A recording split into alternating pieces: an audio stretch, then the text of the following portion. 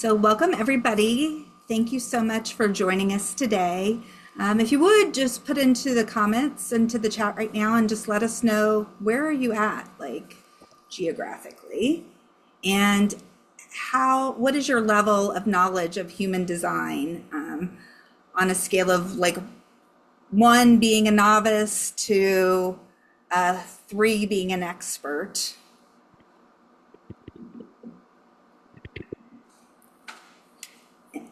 And today we're going to actually be speaking about BG5, which is the business aspect of human design, and then integrating it with emotional intelligence. And so if you haven't already, please go to unleashyyouramazing.com and click the link at the top and grab your career design chart. It'll be helpful for you as we go through.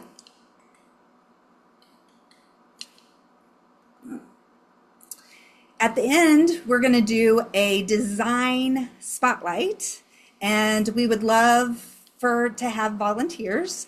So if you would like to have 4 expert eyes on your individual design, let us know. I volunteer in the chat. Some of you, I do have your designs, but if I don't have it, then you could either put your photo into the chat, or you can send me a private message with your birth details, which would be your time, date with the year, and then the location, city, state where you were born. Does anybody have any questions so far? No? Awesome. Well, I'm Tammy Ebright. I'm the founder of Unleash Your Amazing, and I have been masterminding with these incredible ladies for about a year now. We were students together at the BG5 Institute, and afterwards we were like, hey, let's continue learning. And part of this vision for this program came from our time together, what we learned just by being in a group together. So thank you for joining us today. Janet, would you love to introduce yourself, please? Yes. Hi, I'm Janet. I'm in New York City. I used to be in Louisiana. I still go back a lot. I have been 30 years a teacher in the healing arts, the foundations of Chinese medicine, shiatsu, massage, ergonomics, different styles of yoga. And the last 5 years, I've been doing stand-up comedy, improv, and I would say this is my 6th year of doing human design every day, like going deep into the learnings every day for hours a day. So it's been a few years that I've been teaching Living Your Design, human design, and the past 1 year doing BG5 human design geared towards business. And that's how I met these awesome gals. That's me. Jess. Hi, I'm Jess. I'm from the Gold Coast in Australia. I've been working in corporate finance and admin for the last 20 plus years, and I've been studying human design and BG5 over the past 7 years. So I'm excited to go deeper, and just loving my time with the mastermind with these ladies, and we get to share our experiences, and between us, just trial and error and investigate all different things, human design and BG5. Mary Jo. Hi, I am Jo Rathgeb. I had a 30-year corporate career in media in New York City. I'm no longer there anymore. I'm in Vermont now. I'm in a town called St. Albans, which is 15 miles from the Canadian border, so very far north. And for the last 11 years, I have been a transition coach, helping people who are in major life or career transitions. And I really specialize in helping people with the emotional and practical aspects of big changes in their work and life, whether that's, losing a job, getting a new job, being promoted, or leaving the workforce completely. So you can start something totally new. And so I am thrilled to be here with my BG5 colleagues and all of you who have chosen to join us. And so let's dive in. Let's go. Janet is going to reset us with a little quick meditation. So you can either, turn your cameras off or leave them on, whatever's most comfortable. Janet, take it away. Thank you. Those of you who are listening on the recording, make sure you're not driving a car, please, or riding a bicycle. The rest of us, let's take our glasses off, close the eyelids, soften the body, and relax. Optional to place one hand on the belly and one hand at the heart. Relaxing shoulders and elbows, relax wrists. Observe where your breath moves your body. Your belly might move a lot, or your chest might move a lot. Both are fine. Let go of expectations. Let go of your day. Inhale smoothly and fill up that belly with air. Fill up the ribs and back. Smoothly, gradually exhale, deflating the back and belly. Take a few more inflating breaths in, deflating breaths out.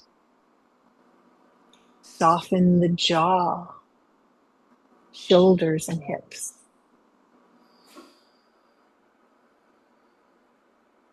You'll be hearing a lot of new information today for some of you. There is no need to comprehend all of it today. You'll have the recording to listen to over and over. You'll have opportunities to work with us.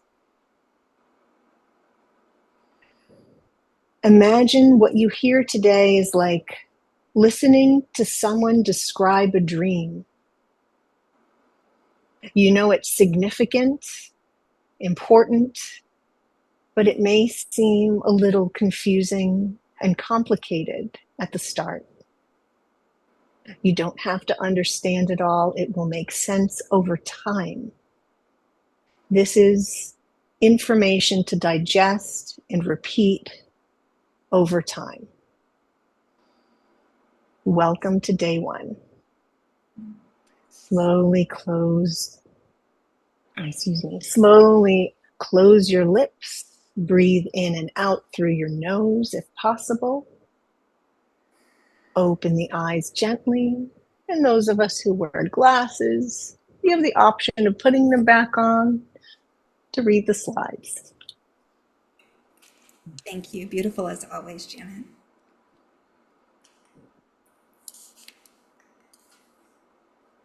Okay, so today we want to talk to you a little bit about why leadership feels harder than it should, your career type and how you're naturally designed to lead, what your emotional signals are actually telling you, and then what changes when leadership finally aligns.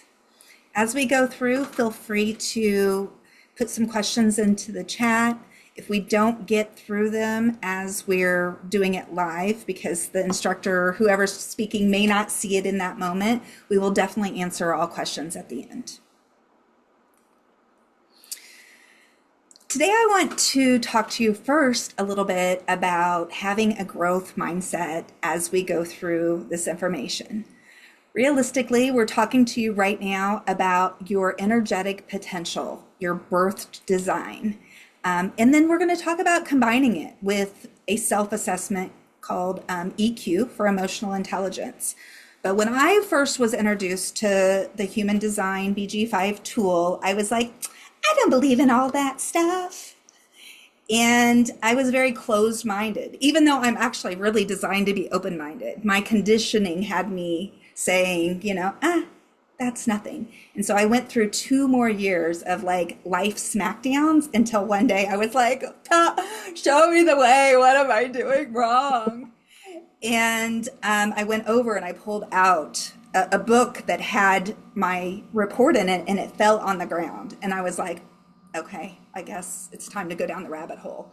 And for me, that's been 7 years in August. So I'm through my first 7 years of deconditioning almost. And so much has changed in my life. So open-minded as we go through this, please.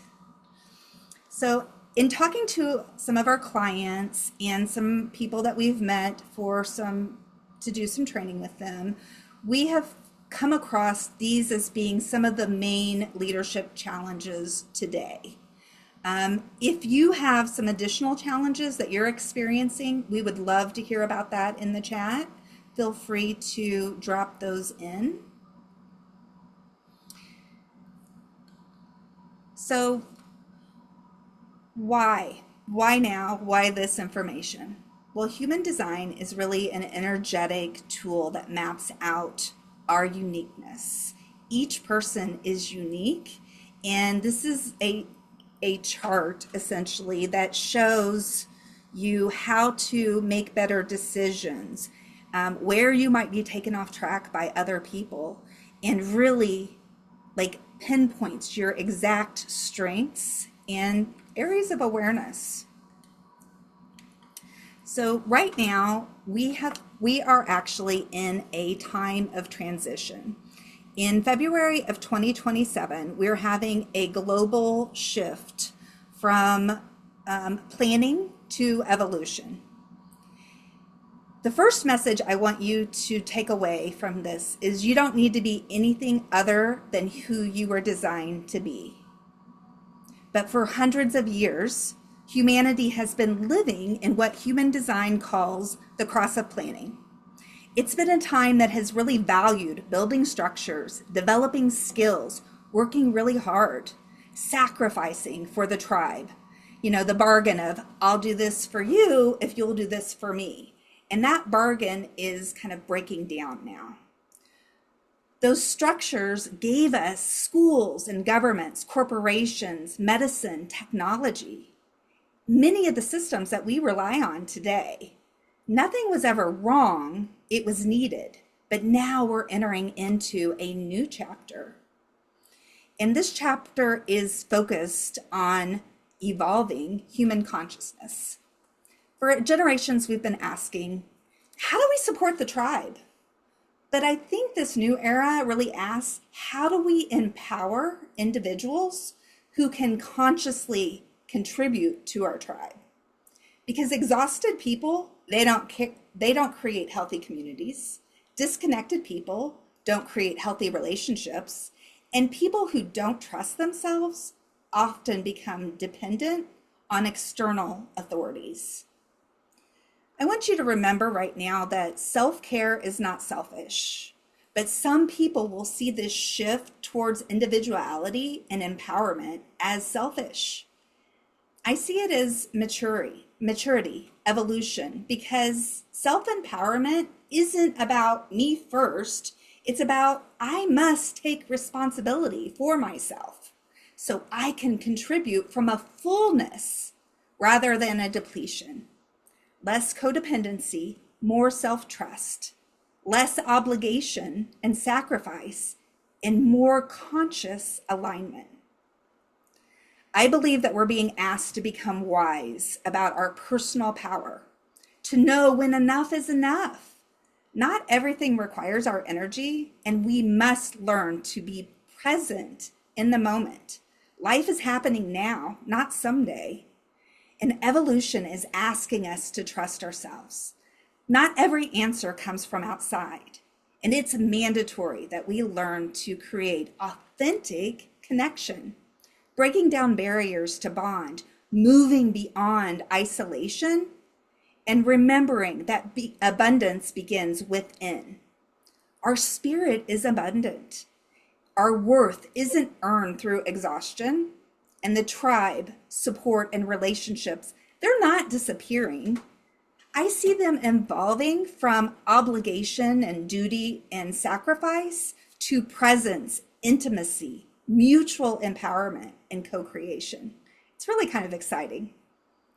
You see, the evolution of leadership is not about controlling people or saving them. It's not about carrying everyone and losing yourself in the process.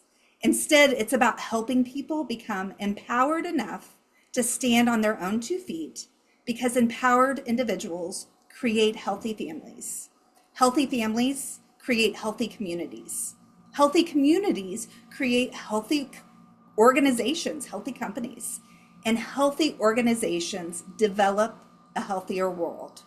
It all starts with each one of us individually if we're going to create the change that we wish to see in the world.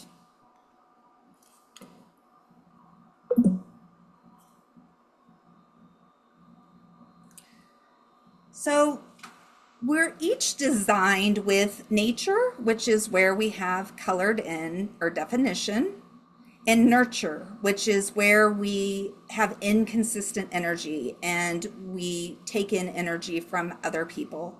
And sometimes we might amplify or distort that energy. If you look at our designs here, you can see that Jess has a lot of definition. In fact, she is what's called a quad split definition, meaning she has 1, 2, 3, 4 little islands of energy where, my energy is all connected, Janet's is all connected. So we have what's called independence assimilation. And Mary Jo is collaborative. She has 2 islands of energy. Each person is different, but when we come together, we are actually creating something different, something even more powerful. And so you might want to take a screenshot or a picture of this, and it'll also be in the recording. But these are our shadows and distractions in our body graph. Starting at the top, and I'm going to go through these really quick because we do want to stay on time.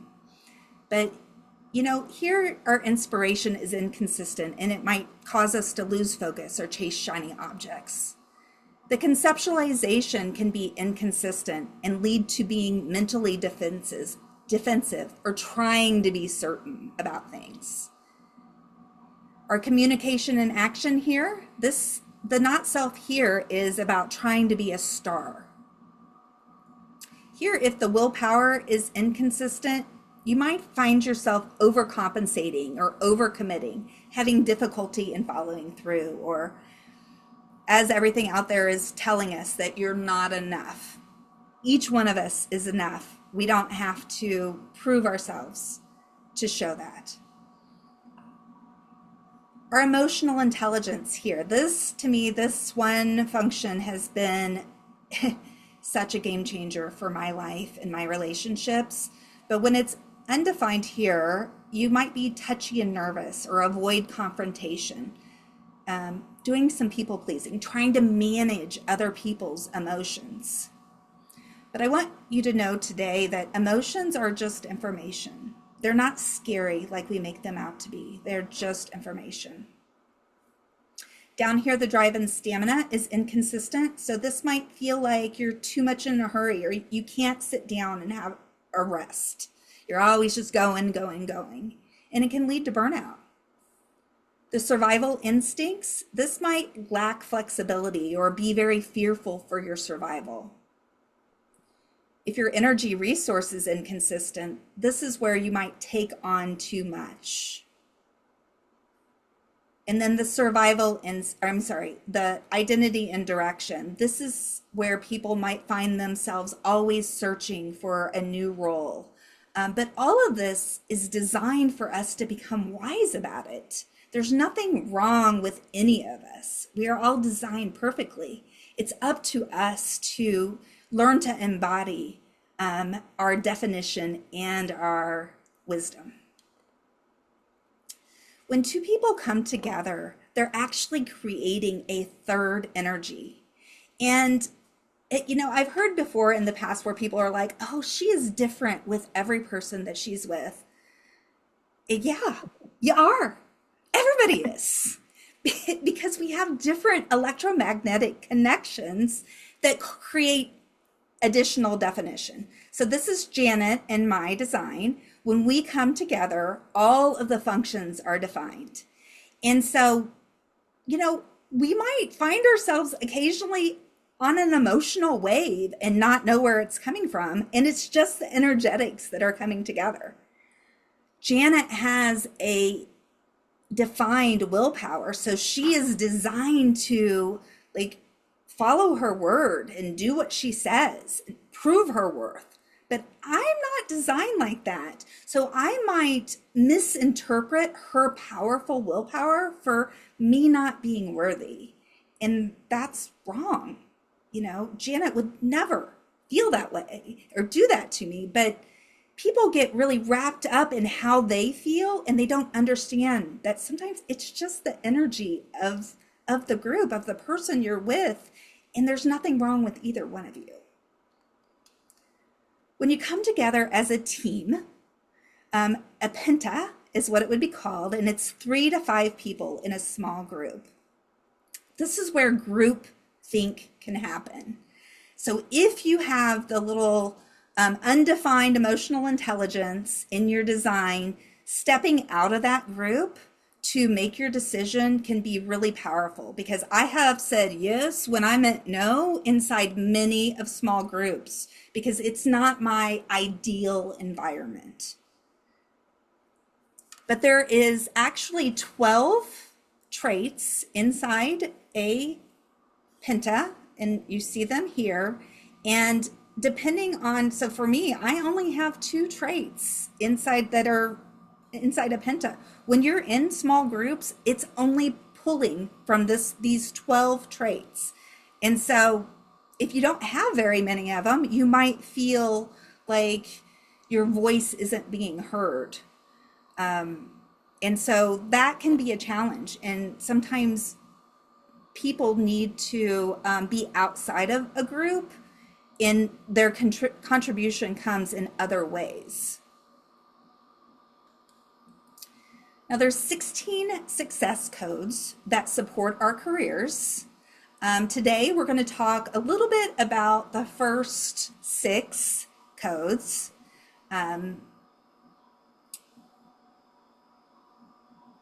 BG5 is the business tool of the human design system. And we've already touched on the shadows and distractions. So, oh, sorry, I got a little carried away with the clicker there. Janet. Howdy. Thank you so much. That was so perfectly said. Thanks, Tam. My name is Janet. I'm your resident initiator. Do we have any other initiators in the crowd, otherwise known as manifestors? If you could, grab your BG5 or human design chart, look at it. Does it say any of these words? Builder, generator, initiator, manifestor, projector, advisor, evaluator, reflector. Whatever it says on there, type it in the chat if you can, so we know who is here today. Give you a minute to do that. Super. Okay. We have got a projector, express builder, manifesting generator, evaluator, holla, advisor. We've got a great sampling. We've got a good oh, this is terrific. Okay. Keep typing it in, and here comes story time. Are you ready, boys and girls? Here's story time. These are the 4 career types. I won't be reading from anything. I'm just going to act it out for you. So the most common and popular type of all, and not just in New York, not just in America, I mean the entire world. If you walk into a room, 66% of the people are likely to be builders. In human design, we call them generators. When we talk about the non-verbal presence, we mean when you're not speaking, How do people experience you? What is your body putting off, sending off? What are you emitting? What are you broadcasting without trying? You can't even help it. It's happening anyway. In human design, they call it aura. In BG5, we call it nonverbal presence. So the builder presence is basically wide, open, and enveloping. And I'm speaking outside of the body. All of this space outside my body. Here are my arms wide. Imagine them doubling on either side of me, going above me, below me, through the floor. That's how grand you guys are. So on our team, we have two builders. We have Tammy and Jess. They have the biggest of all the auras. And when we say open and enveloping, almost like porous or like cotton candy, and I think of them as like the sweetest, kindest lab dogs. Like, I just can't wait to get next to a satisfied builder. I'm like, I saddle up next to them like, oh, hello. You don't even have to talk to me. I'm just going to stand next to you because I can feel it all. When you guys are living your best lives and having a good day, you are emitting satisfaction. And when things are really crummy for you and you're agreeing to do tasks that you don't want to do, then you tend to be frustrated. Frustrated is one word. Satisfied is the goal. You live between these two places. You can have lots of other experiences, but those are their signposts. And about 66% of all people are builders, and they are here to respond. So if you're looking at your chart right now, if you have a little red box, see where my hands are? In the lower belly of the chart, if there is a red box there, you are for sure a builder or a generator. So all of that information applies to you. There are many nuances and a lot of unique qualities amongst the generators, but we're talking types. If your piece of paper says manifesting generator, does that mean I'm a manifester? No, it means you have manifesting qualities, but the energy outside your body is still the same as all 66% of generators. You're here to respond. That red box is like responding like a tidal wave. Like you respond to what is in your sphere around you. You move towards things that interest you. You recoil from things you don't like. Okay, thank you so much. Moving on to the next biggest group of career types. In BG5, we call you guys advisors because you are. And our resident advisor is Mary Jo. Say hello, Mary Jo. Okay, this is our advisor. In human design, we call her a projector, and her nonverbal presence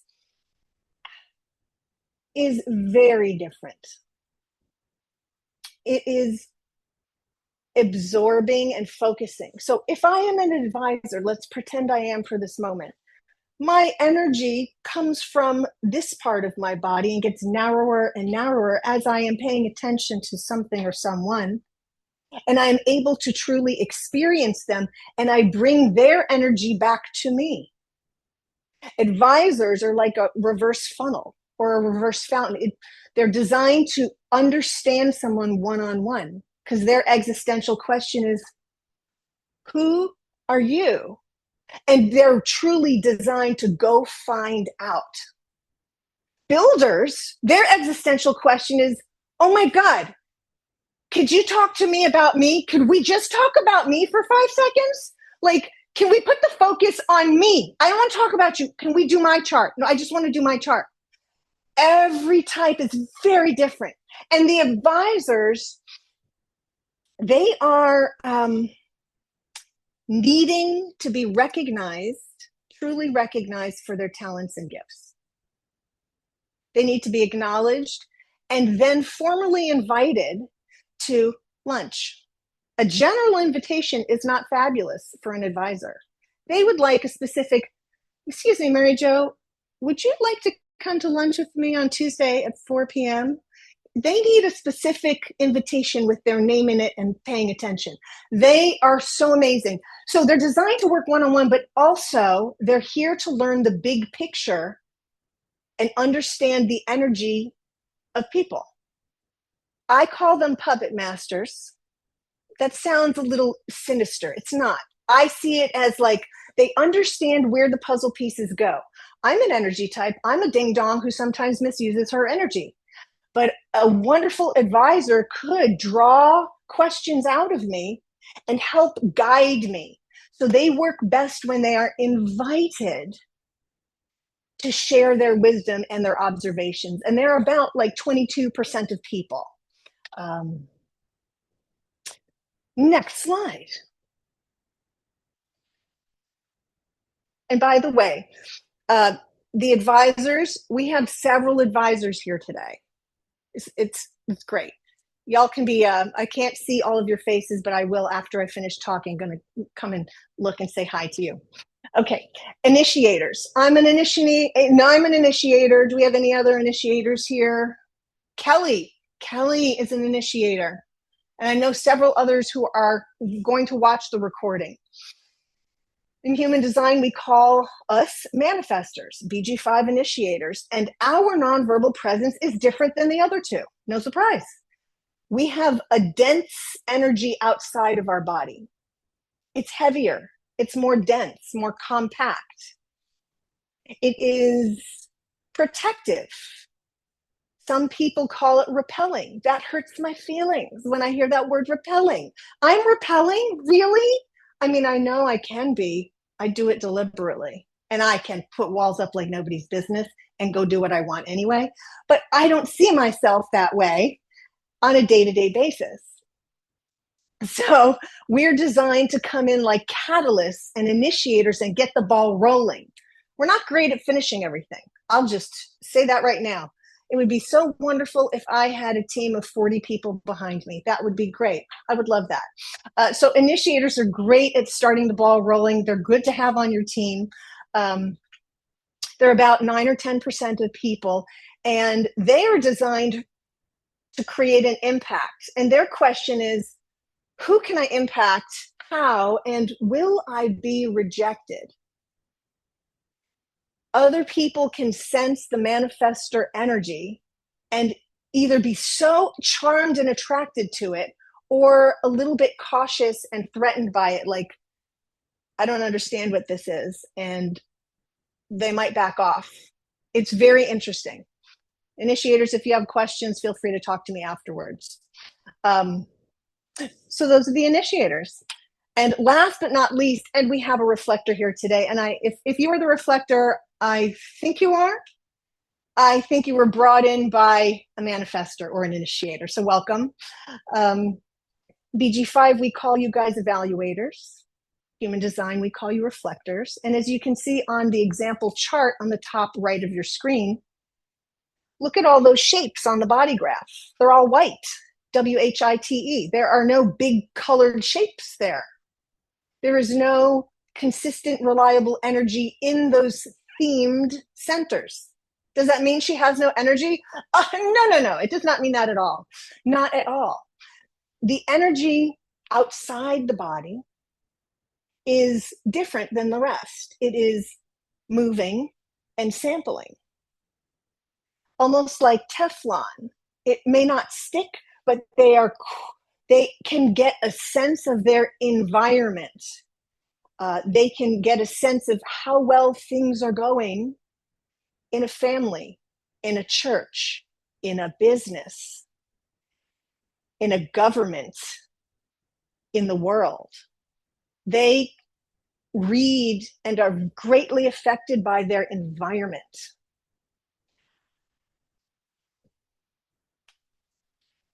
When they are living aligned, all the different changes that appear to them, they're in a state of surprise, dare I say delight, but enjoying the surprises that the day brings. And when things don't feel right for them, they might feel crushingly disappointed. And they are really unique career types. And we can talk a lot more about it afterwards, but I want you to know that only about 1% of people are evaluators. Thank you for letting me share and stand up for a little while. I'll sit down and watch the rest of the show.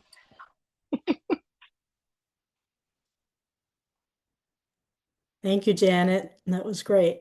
Right energy. Nice energy. Yes, definitely. So as you can see, we are not all designed to work the same, or even make decisions the same, or even process information the same. So when we stop expecting everyone to operate in the same way, then it creates less judgment and it will create less friction and far more effective collaboration and communication. Have you ever walked into a room where you immediately sense that tension? I know I have. Or maybe conversely, you've actually met someone who just calms you right down and you're just like, oh, what a breath of fresh air. We are always broadcasting based on our design, based on our definition or our openness. And it's mostly nonverbal. And so the words that we're speaking are actually a very small amount of it.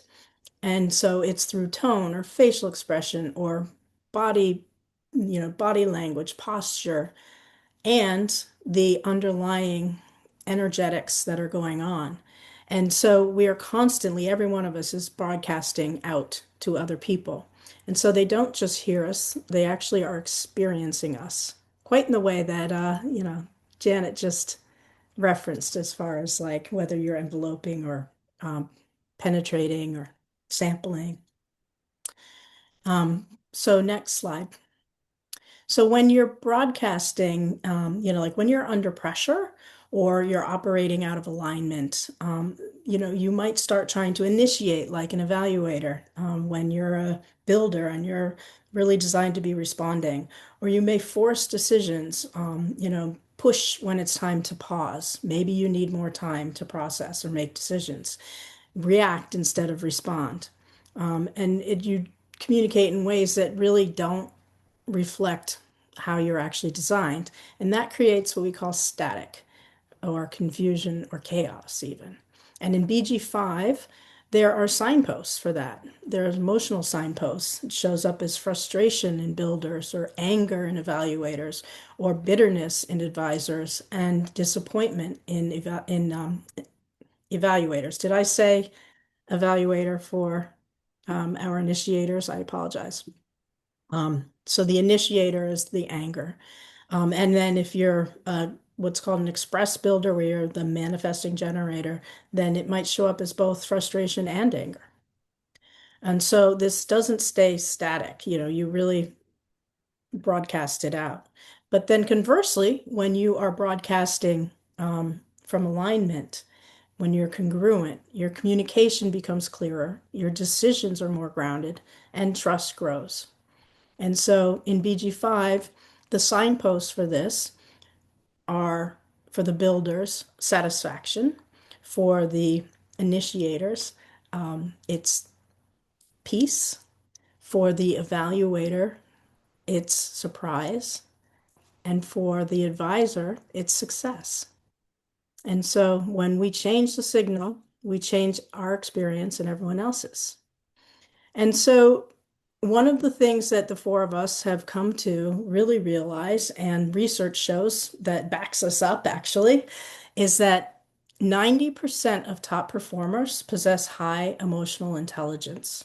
And up to 90% of leadership success is actually directly tied to EQ, or emotional intelligence, and an understanding of team dynamics, which is why we are spending time talking about that today.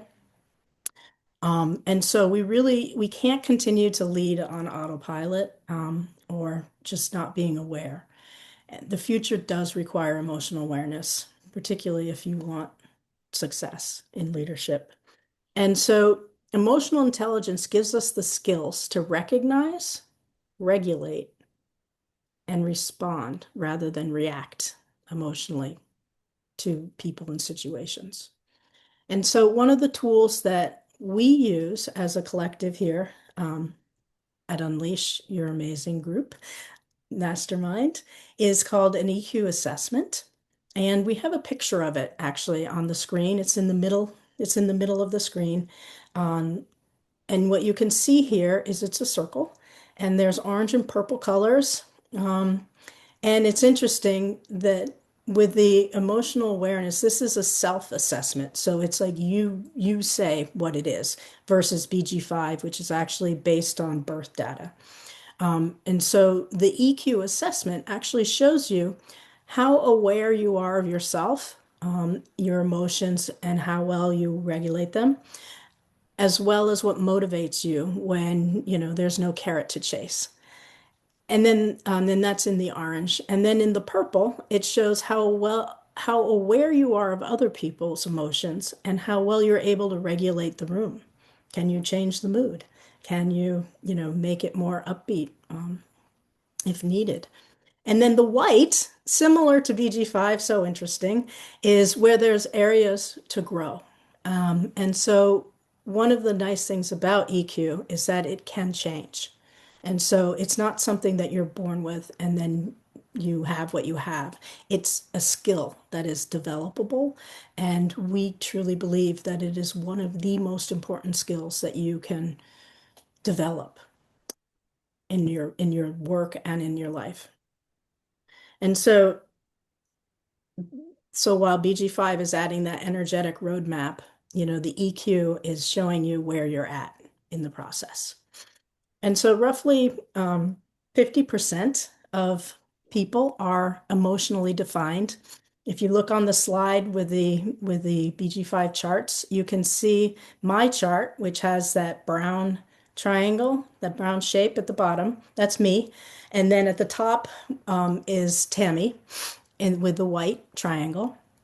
And so with me being emotionally defined, I am constantly riding a certain emotional wave.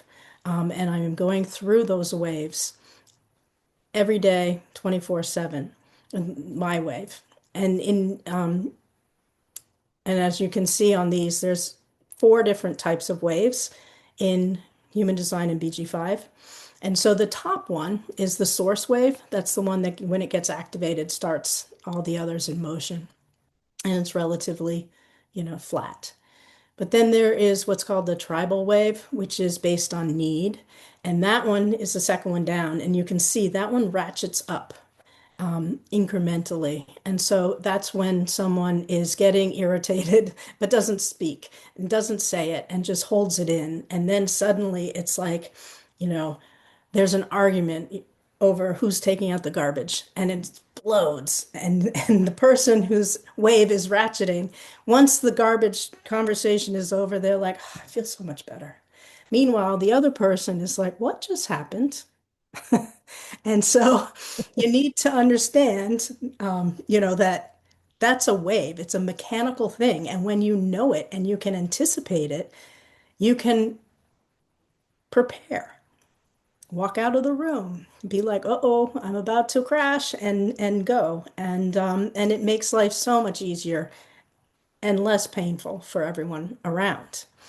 The next wave is the individual wave. That's my personal wave. That one is based on passion, and that one is it's like a mood meter. It's like you're happy, you're sad, you're full of pleasure, full of pain, and you're just going up and down and up and down. It's like a ticker tape, stock market going up and down and up and down. But the thing that's important to know here, if it's your own wave, is to really know when you're moody and not in the mood. It's best for everyone around you to remove yourself and be alone. Find some alone time if you can. Really helps. Trust me, I know. And then the fourth wave, this one is from the collective, and this one is based on desire and expectations. And this one is kind of like that roller coaster, the beginning of the roller coaster ride when it's like, woo, and then the drop.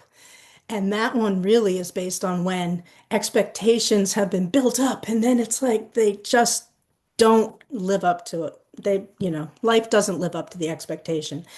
And so here, what I would just say is that, set clear expectations or even stop having them if you can. And that will help with like that major rise and crash of the waves. So meanwhile, I'm the emotional defined one. Tammy is the undefined one. So is Janet, actually. And so they're watching these rides happening. And they're not just bystanders. They're like, "What? This is so much fun," or "Oh, this is horrible," and "Oh my goodness." And they are reacting to everything that's happening to the point where I might turn around and going, "Wow, Tammy, you are so emotional." Yet she's just reacting to what I'm laying down, I'm putting it out and she's picking it up. And so when you understand that that isn't even necessary, and she can just watch it and be like, "Ooh, that looks like an interesting ride," then it doesn't have to get as entangled. And so anyway, that's one of the reasons why having an understanding of both the BG5 emotional wave mechanics and how you are built is so important. And then when you overlay the EQ assessment on top of that and understand how well you understand yourself and others, it's just this beautiful piece of awareness building, for lack of a better term. And so I just want to end my piece here by saying that just imagine how different the world would be if everyone actually understood their emotions, their emotional waves or lack of them. And I really believe that the leaders who will thrive will understand that about themselves and others and will be able to respond with that awareness instead of react. Thank you. Okay, so where do you sit? So we've looked at some of the different ways people are naturally designed to lead and interact with people, with others.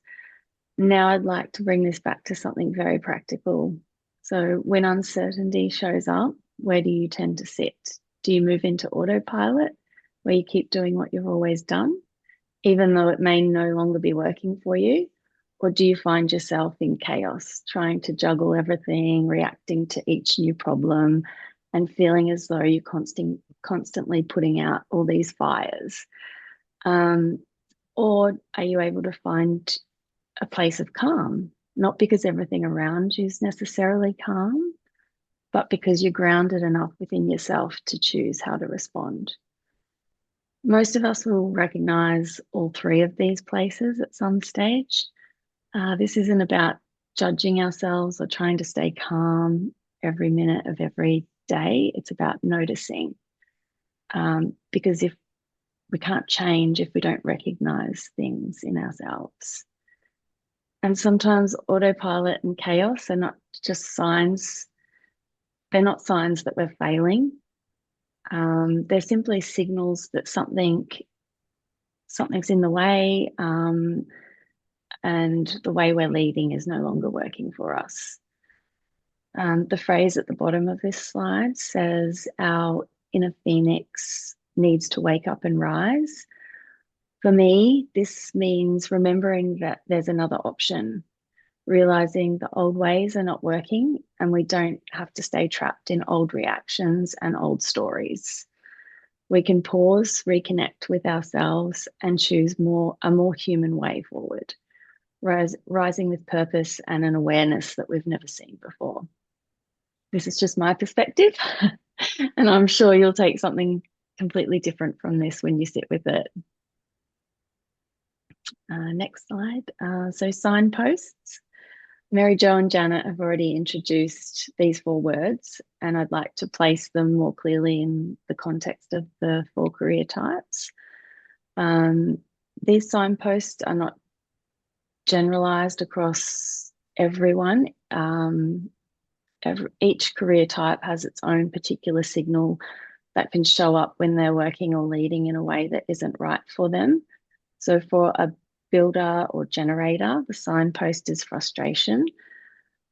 This may arise when someone is pushing themselves into work that they actually don't have the energy for.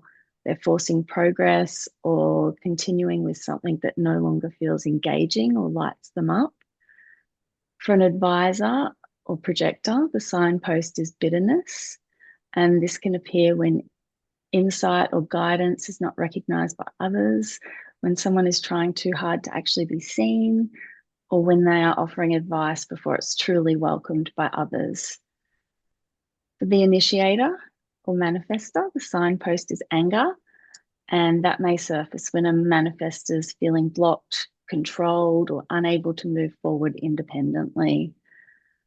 And for the evaluator reflector, the signpost is disappointment. So this may arise when the people, environment, or situation around them does not feel healthy or supportive. So when I'm not suggesting that builders only ever feel frustration or advisors only ever feel bitterness, or that the rest of us never experience these emotions. We all feel these different emotions. It's just, it comes out like that for each career type on a regular basis, more so.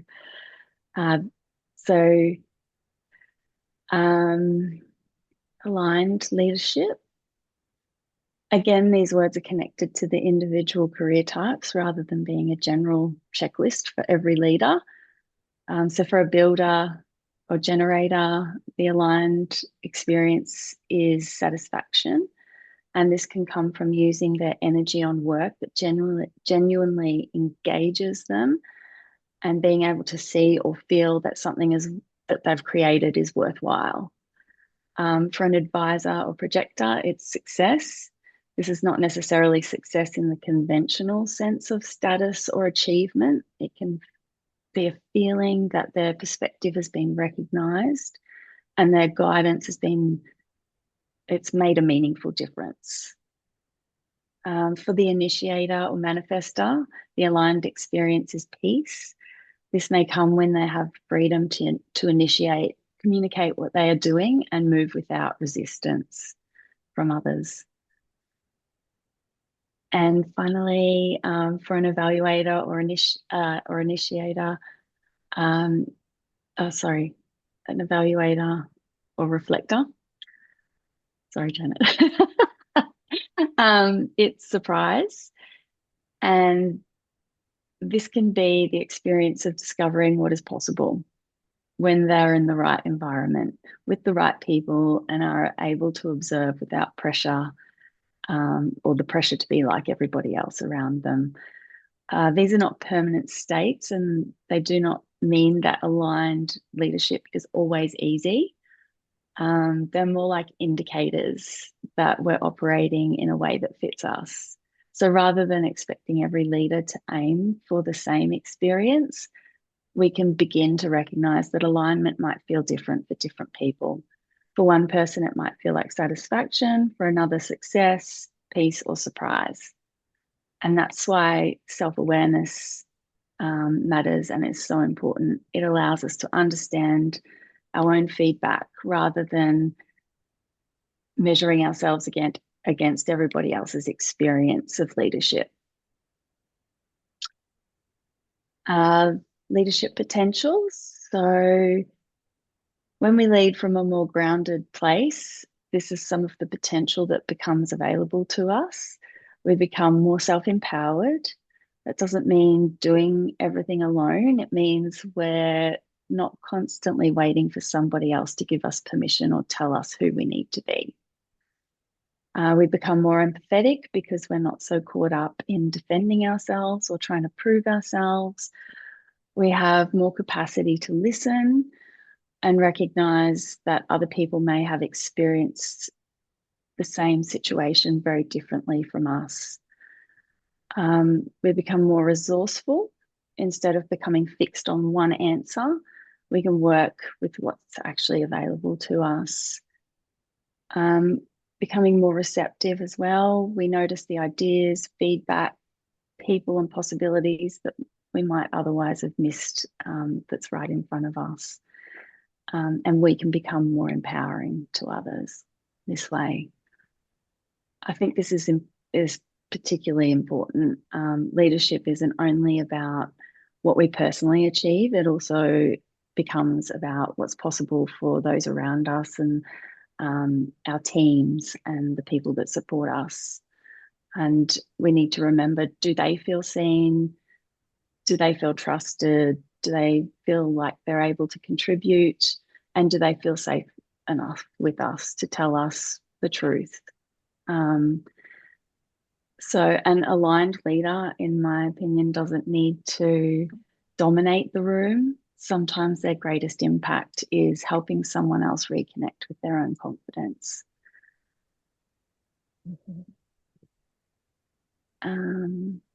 Slide. So the thematic keynotes. Slide shows the 4 broad themes that shapes how we connect, contribute, and lead. At the moment, we're moving through an important change in the background frequency. For a long time, the dominant emphasis has been on support, on agreements, loyalty, responsibility, community, resources, and making sure people are cared for. Those qualities still matter and they're not disappearing. We'll still need strong relationships, practical support, and people who know how to create stability. However, what is changing is the emphasis.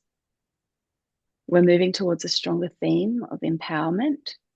That means more value being placed on individuality, authenticity, innovation, and the courage to bring forward something new. It's less about simply fitting into established structures and more about recognizing what is unique in each person and creating space for people to express that. And this shift can feel exciting, but also a little unsettling. Many of the systems that we know have been built around dependable support, sharing expectations, and familiar ways of working. And as that background frequency changes, those systems may not operate quite the same way. And that's why adaptability matters. We're not being asked to reject support. We're being asked to understand that support may no longer be the only theme setting the tone behind the scenes. Okay, so the future of leadership. So what might the future of leadership look like? For me, this looks less like one person standing in front with all the answers and more like people understanding the particular value they are here to bring. These words on this slide describe an example of empowerment, individuality, personal expression, listening, evolution, emotional awareness, and creativity. The details will be different for each person. However, the bigger message is that leadership is moving away from imitation. We don't need more leaders trying to copy a model that doesn't fit them or everybody else. We need leaders who know themselves well enough to recognize what is theirs to contribute and who are secure enough to make room for the contribution of others as well at the same time. In uncertain times, we may not always know exactly what's coming next, but we can know how we want to meet it through our own inner authority, which can guide us to this. We can lead with greater awareness, make space for reacting, and can value differences rather than trying to make everybody operate in the same way. We can also bring more humanity into the way we work, communicate, and make these decisions in a workplace and in our day-to-day lives as well. Next slide, Tammy. And that brings us to our design spotlight. So we've spoken about these ideas in a broad way, but they become much more meaningful when we can see how they actually show up in a person and a real life experience. So now we're going to look at someone's design and explore some of their natural strengths and qualities that they bring.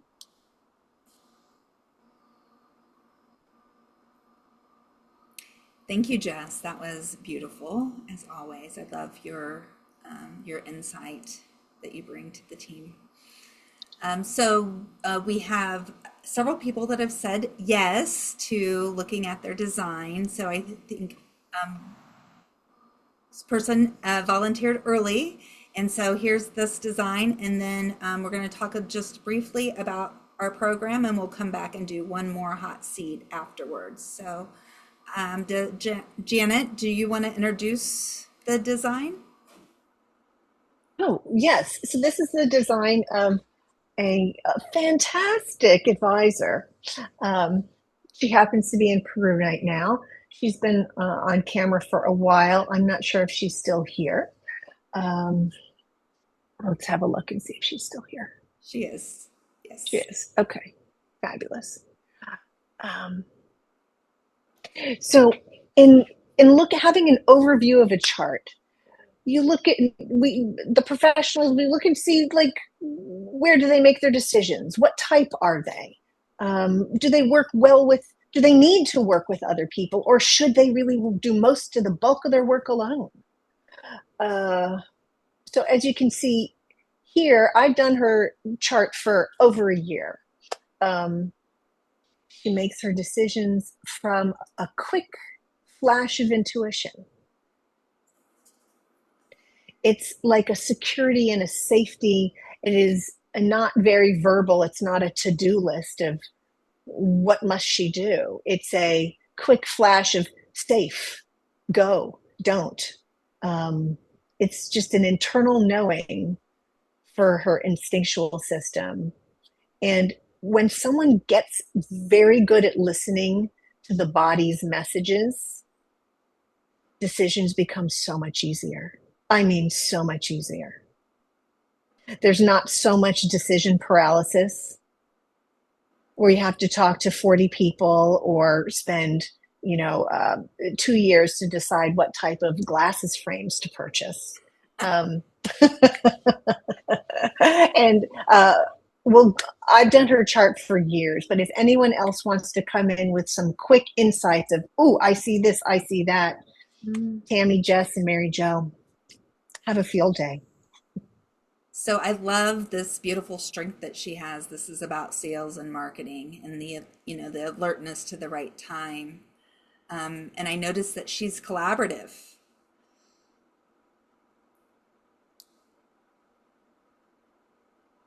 Lots of activations or traits off of her communication and action. So she has a consistent way of using her voice, and some beautiful insight with this. This 4323 is this strength that's called genius to freak. So she just knows things that other people, can't quite comprehend. So a lot of times she might be ahead of her time, and that can be like, oh, I want to tell you. But sometimes when you say it too soon, people are like, oh, that's weird. Mary Jo, do you have Yeah. anything you want Well, yeah. I mean, so I was definitely drawn to the same area that you were as far as the communication function. I see a wonderful influencer through storytelling, and who is also, someone who can really, um, influence people based on their past experiences, and their life experiences. I also see that white triangle that I've been talking about. And so the emotional intelligence function is undefined here. And so some people may say, that, she is emotional and dramatic, perhaps, yet what she's doing is amplifying, if that's the case, amplifying, the energies in the room. And that I would say, to really learn to, watch the screen. Don't be an actor in it. Don't be the sponge that's taking it all in, but just watch the movie and then go create some wonderful stories.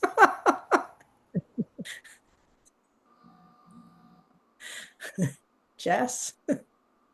Yeah, and a very busy mind. You know, that not understanding things, and then I have this as well. So, all these things coming in, and you're just don't know, you're confused about everything and you're just like, oh my God, what is going on? And then all of a sudden this aha moment happens and it's like, oh, it makes sense now why that happened.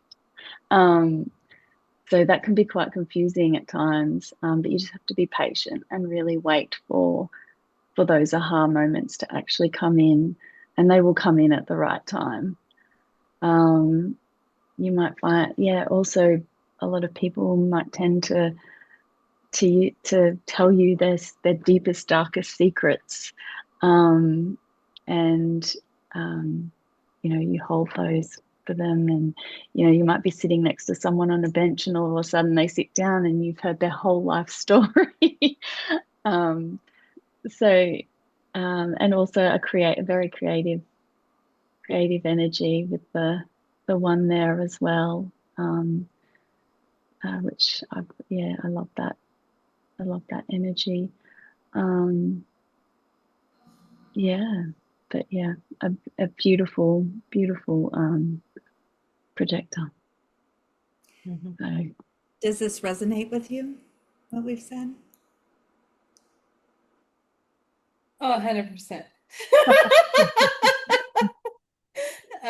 Yes, I will lovingly own all of those parts. Thank you for sharing and reflecting wisdom. Appreciate that. Okay, so we would like to invite you to join us for a program that we have designed together called Leadership by Design. It might take me just to pull that up.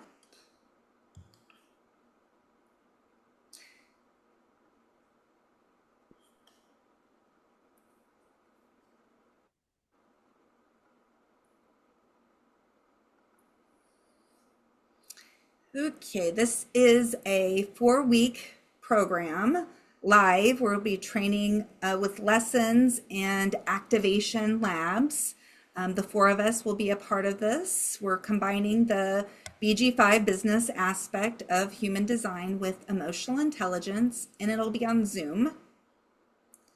And actually, grab the link and put it in the chat.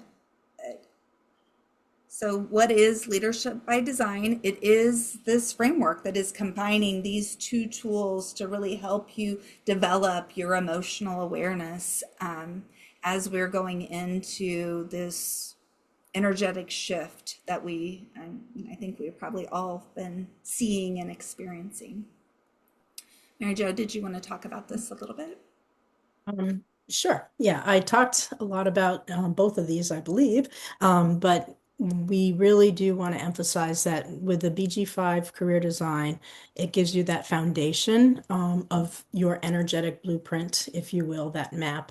And then with the TTI-SI emotional intelligence assessment, it gives you where are you? So it's like when you think of one as like the treasure map, the other one is X marks the spot. And between the two, you can work on where you're at, and then you can grow and really learn how to understand not just yourself but other people, and you will have a superpower in the workforce as a leader when you're able to combine both. And this program, as I said, is 4 weeks. These are the topics that we're going to go through, and it'll work out a little bit like this. We'll have a lesson and then an activation lab, and then we're going to have, depending on the group that signs up and what times work best for, the collective, we are going to have an additional activation lab because we want you to be able to really integrate and learn more about this information. So the program costs is $800 paid in full. If that's not something you would be interested in doing, you might consider doing what's called a career design overview, where you get a one-on-one with one of us. But I really recommend, if you're looking to develop your skills and understand yourself on a deeper, more powerful way, that you join us. If you sign up before July 4th, we will throw in a bonus activation lab that will actually start before the class, and it'll be similar to what we just did with Leilani, where we looked at her design. But also, like, you're having a challenge at work with a coworker. You want to bring that in? We can look at that. You're having a challenge with one of your kids. Like, this has been really instrumental in how I interact with my children, for sure. You know, we can bring their design. We can look at that. This is a time for you to really start to embody and understand yourself and the people that you're surrounded by, so that you can start to lead in a more authentic, compassionate, human way. Janet, did you have anything that you wanted to add or talk about the program? Yeah, I'll elaborate on what is an activation lab. So if we're doing a 4-week program, every week we'll have a lesson, like Tammy explained, just like this. We'll have a lesson where you receive information, you get taught new information. And then the hour after that, there's the opportunity to actually practice it, kind of like a gym or a clinic or a lab, where we're not just going to expect you to go figure it out on your own and then be very good at it. We're going to go through scenarios with you. You're going to have the charts of you, your family, or your coworkers. We're doing it with you. We're acting it out. I stand up. I'm a person who moves. I need to act things out in order for it to be real and embody it. So, and then there will be also an additional other activation lab during the same week at a very different time. So some people are daytime people, some people are nighttime people. Well, make sure you have an opportunity to come to at least one. You could come to both if you're in the program. So you have an opportunity for one lesson and 2 practice sessions throughout the week for 4 weeks, and having 4 facilitators. That's what I wanted to add. I love it. I love it. Yeah. Does anybody have any questions over anything that we've talked about or the program, or just feel free to unmute yourself and share your feedback.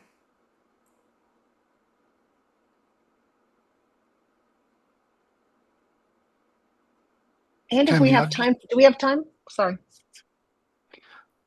Tammy, I just want to thank you and your colleagues for putting on this masterful presentation. Just more of an observation rather than a question. I was schooled on Merrill and Reed's behavioral styles, where analytical, driver, amiable, expressive, where on the x-axis it was the degree of responsiveness, and on the y-axis responsiveness, on the x-axis assertiveness, and then the z-axis that went in and out was about a flexibility and morphing one's style. And what you have hinted at today is that your school here of the BG5 Business Institute takes it to a different level. It's about energy management and introduces realms of generosity, empathy, authenticity, generosity, all these things that make one more aware of a leader, not just to manage the circumstance in front, but endeavor to see the world from the other person's shoes and to make a more accurate decision rather than jumping straight into, I'm holding you accountable, here's the remediation program, or whatever it may be. So bringing a certain amount of humanity to the world. Am I wrong to equate this as a building step from the behavioral styles of Marston and Merrill and Reed, or does this seem to be something completely different? It is, I would say that it's completely different. Those are, it's like how we prefer to communicate, but this is really our energetic presence, and each person is unique, where like that's similar to DISC, I feel like is what you're talking about, where, you know, there's people that are more dominant or, you know, more social or outgoing, you know, people that are steady, and then the, you know, the really analytical. This goes really deeper. Really, I like to combine both in the work that I do, just to help give a holistic look at everybody. But this, I had never seen anything like this until I finally listened and started learning about my own design. It's been life-changing for sure. Oh, I can sense that, Tammy. And because I'm aware that if one has a one-size-fits-all approach to the world because you're not self-aware, we tend to be wrong 1 out of 4 times. And those are not good odds in today's living, right? Because when you shape like a hammer, you tend to treat everything like a nail.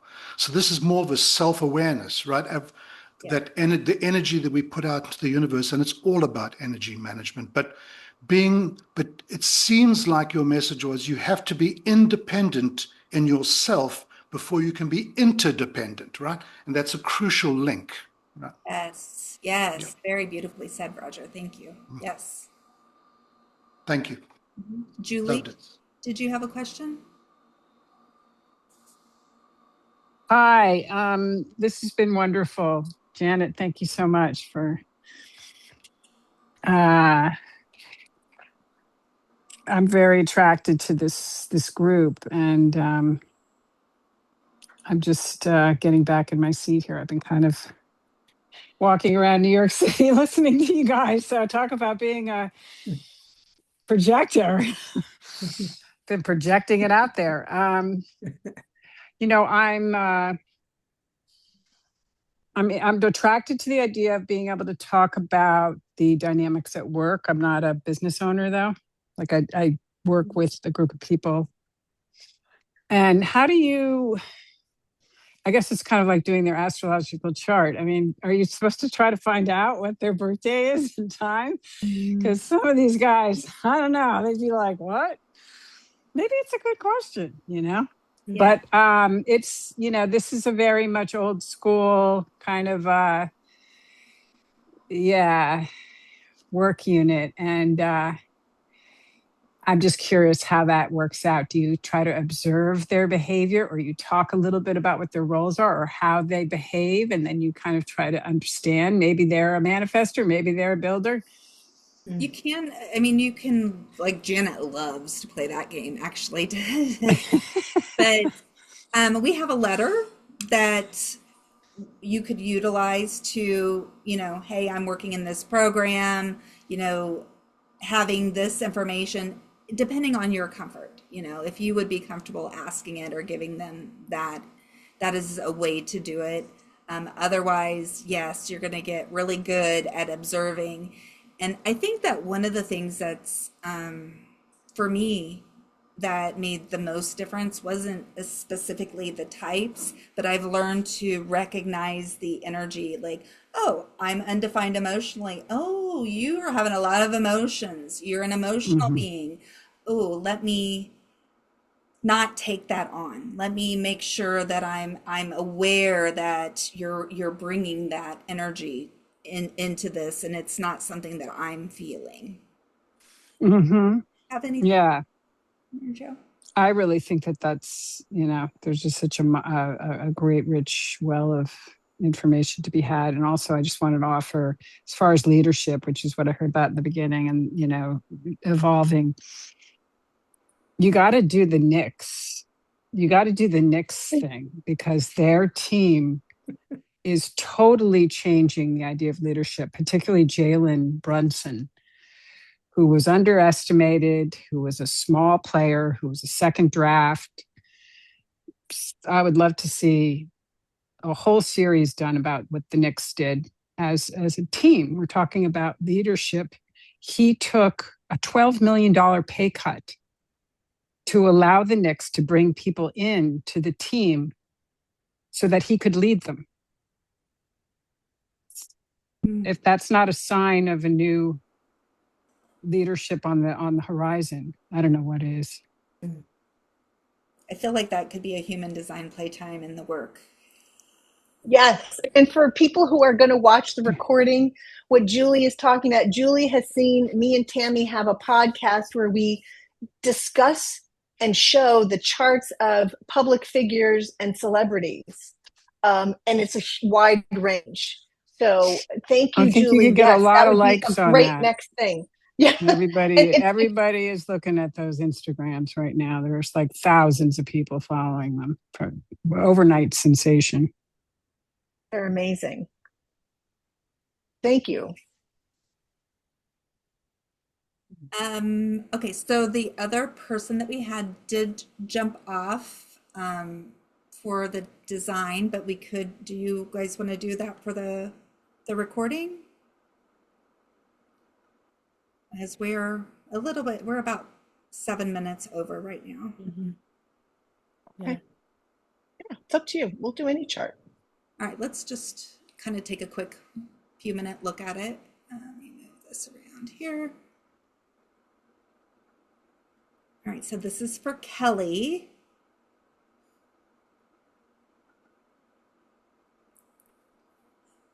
And Kelly is an initiator. Oh, she's the way like you are, Janet. Mm-hmm.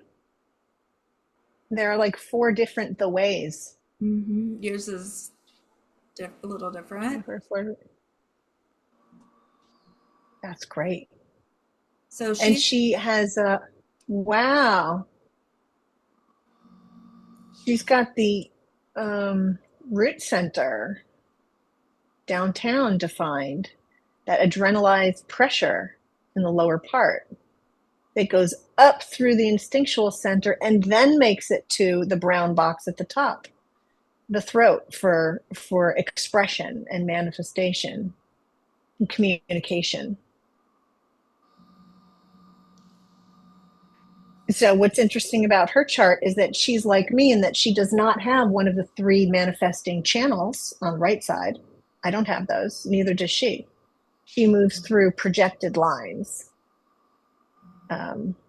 which still makes her and I patchwork quilt initiators. We still make it to the throat, the big brown box up here. It's what makes an initiator is a energy shape. One of the 4 shapes are energy shapes, and they need to make it to the throat. But as you can see, the second box from the bottom is white. That's her energy resource, otherwise known as the sacral center, and it's white. So that way we know that she is a non-sacral person. She may not know when enough is enough. That is one of my issues. When is it time to quit? I want to quit either before it starts or once I start. I'm like a wind-up toy. I don't know when. I'll just keep going all night long. That is a common thing for people who don't have that little red box second from the bottom. And I see that she is collaborative. She'll work well if she finds the right partner that allows her to be her own independent self. Do y'all see other things? I see she has the strength of ambition and lots of talent. And she has this up here that we create together, that creative, very creative. She's a 4/6 profile. So the 4 is this influencer and the 6 is a role model after 50. But the 6 has 3 different life phases where the first 30 years are pretty hard, trial and error.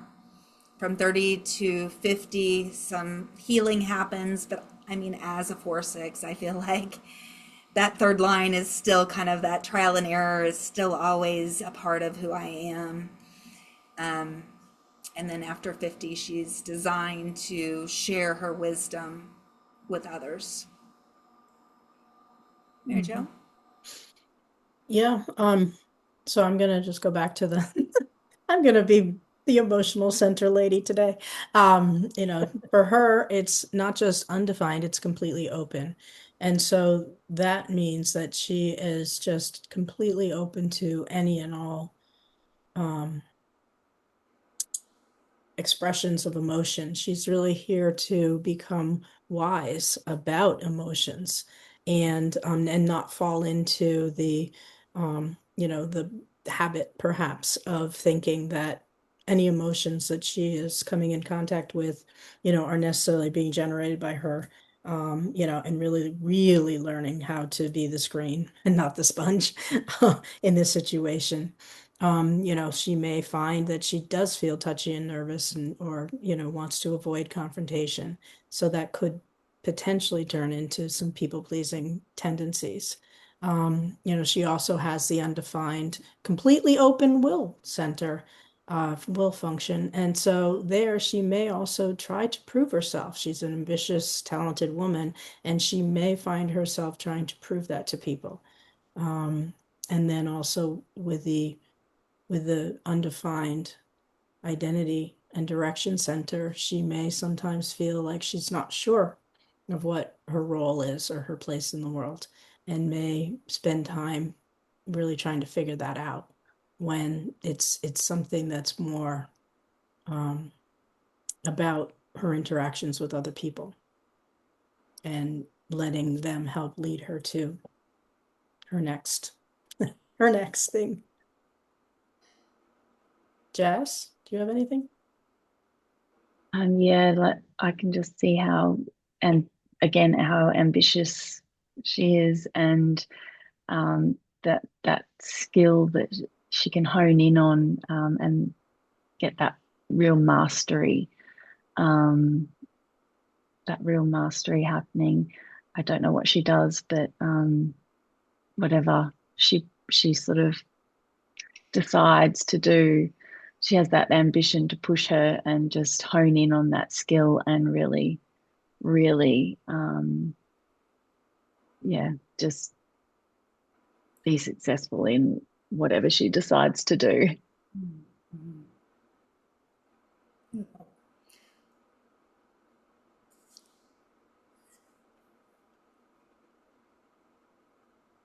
Well, thank you, each of you, for joining today. If you have any questions, do feel free to reach out to any of us. And we hope that you'll join us for our program that will start on July 14th. And until then, have an amazing day.